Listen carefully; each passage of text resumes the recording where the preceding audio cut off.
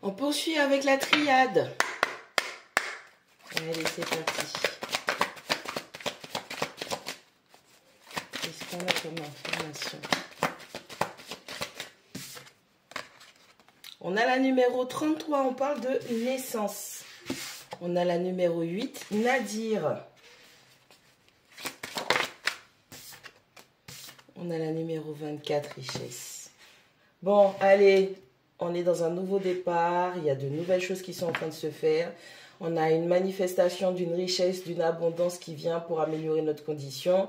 Mais avec la numéro 8, Nadir, au milieu, on est en train de dire que c'est quelque chose qui a pris du temps, hein, quand même. Ça voudrait dire que vous étiez dans une saison de non-réalisation, de non-concrétisation. Et que maintenant que les choses commencent, hein, on est en train de commencer à manifester une certaine forme de richesse, d'abondance, de plus-value. On est en train de souffler. Voilà, on est en train de souffler. Ça fait déjà un petit moment, peut-être des galères, des choses comme ça, de la malchance. Et là, on est en train de... Il y a un nouveau départ qui s'est mis en place. Et puis, le temps que les choses suivent leur cours, on est en train de commencer à manifester certaines choses. C'est quelque chose qui a duré, hein. On a la numéro 55, la fusion. On a la numéro 18, la science. Allez, ça vous a pris du temps pour pouvoir prendre ce nouveau départ déjà avec vous-même. Être en accord avec vous-même, être en phase avec vous-même. Fusionner votre polarité féminine et masculine. Allez, on parle du fameux mariage divin, le mariage sacré. Non pas votre flamme jumelle et vous, puisque vous êtes déjà premièrement votre première flamme jumelle, puisque vous avez déjà les deux en vous.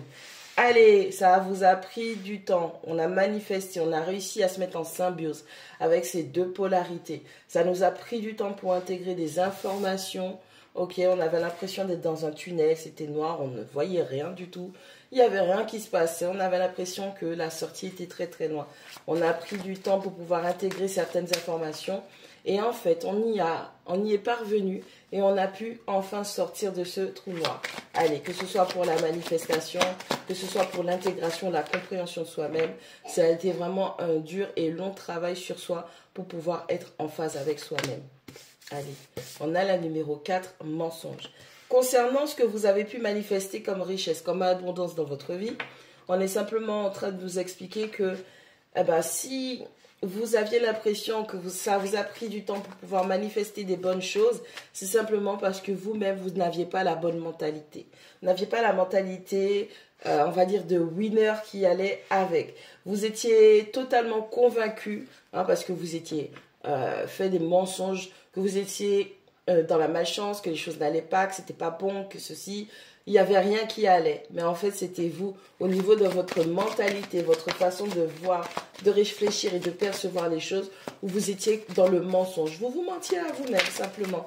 C'est pour ça que vous ne voyez pas toute cette richesse. Et on est simplement en train de vous dire que tout ce qui se manifeste sous vos yeux, c'était déjà là. C'est juste que vous ne voyez rien du tout, vous étiez dans le noir. Ok ? Vous ne voyez pas la vie du côté positif. Vous étiez plongé dans la vision vraiment du noir, de ce qui n'allait pas. On a la numéro 6, racine. On a la numéro 2, l'isolement. Et notre dernière, voilà, la numéro 42, le désert qui est tombé à l'envers. Mais voilà, donc ça explique. Ok. On a la numéro 53, la méditation. C'est bien ça. Allez, un nouveau départ. On a pris du temps pour pouvoir s'aligner, pour pouvoir intégrer, on va dire, son yin et son yang, trouver un équilibre en soi. Donc, quand on dit s'équilibrer au niveau du yin et du yang, c'est entre votre monde intérieur et l'impact ou les actions que vous allez mettre en place pour le manifester, donc le concrétiser. Si vous voyez, vous pensez négatif, vous réfléchissez négatif, et bien forcément, ça aura un impact négatif sur votre vie de tous les jours.